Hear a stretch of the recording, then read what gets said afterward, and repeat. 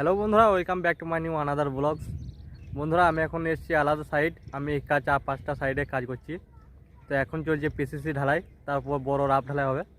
তো বন্ধুরা, পেছনে দেখতে পাচ্ছ যে পুরোটা সবুজ হয়ে আছে। এদিকটা পুরোটা ধান চাষ শুরু হয়ে গেছে, আমাদের ওইদিকে এখনও হয়নি। আর কাজটা কেমন হচ্ছে না হচ্ছে আমি দেখাবো। তো ভিডিওটা শেষ পর্যন্ত দেখতে থাকো। আর চ্যানেলকে সাবস্ক্রাইব করো, লাইক করো আর শেয়ার করো। তো চলো দেখে নিই আজকে পিসিসি।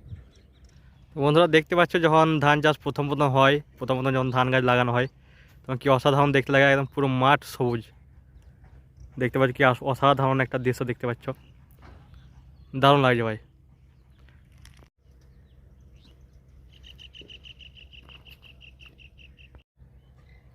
বন্ধুরা, আমি এসেছি বানাসপুর, প্রায় রামপুর হাটের থেকে 40 কিলোমিটার দূর। আর প্রত্যেকটা সাইডই মোটামুটি 40 কিলোমিটার 25 কিলোমিটার দূর দূর। তো যতগুলো সাইডে কাজ করছি, তো সব জায়গাতেই ব্রিজই ঢালাই হচ্ছে আর ড্যাম্পেরই কাজ। তো এখানেও ড্যাম্পেরই কাজ হচ্ছে। তো চলো দেখে নিই। আজকে ঢালাই স্টার্ট হচ্ছে আর আজকে প্রথম পিসিসি ঢালবো। তাও এই হাফ যতটা করা আছে ততটাই, এতটা অবধি পিসিসি ঢালাই হবে আজকে। বন্ধুরা, এখন ঢালাই শুরু হয়ে গেছে আর এখন এক গাড়ি আমি খালি করলাম। দেখতে পাচ্ছেন নিচে এখন পিসিসি হচ্ছে, এটা হলো পিসিসি মাল।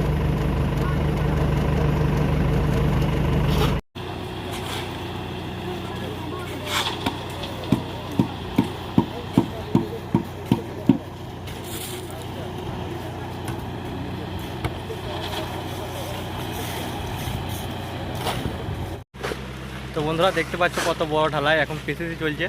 পিসিসি হয়ে যাওয়ার পর এখানটা রাফ ঢালা হবে। আর রাফ ঢালা হবে মোটামুটি 1100 বস্তা মতন। তো চলো দেখে নেবো সেই ঢালাইটা। তো ভিডিওটা কন্টিনিউ দেখতে থাকবে। তো বন্ধুরা, এই দিকটা কালকে কমপ্লিট হয়ে গিয়েছিলো আর ওই দিকটা এখন বাকি ছিল। তো ওই দিকটা আজকে ঢালা হচ্ছে। আর ওই যে মেশিন লাগানো আছে, বুঝতে পারছো বন্ধুরা কতটা হাইট আছে।